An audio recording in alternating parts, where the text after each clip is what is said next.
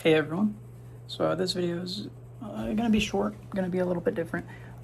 So today I installed some amber lights onto the front of my Ford Ranger.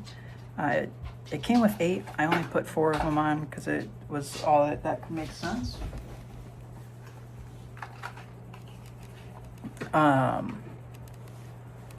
I put the 4 on. I'm gonna show you all the patterns, all the styles of the strobe that you can do.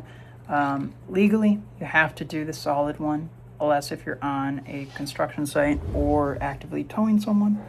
You have to do the solid one if you're a civilian to not get a ticket, is what I believe. I found out. I don't know. Don't quote me.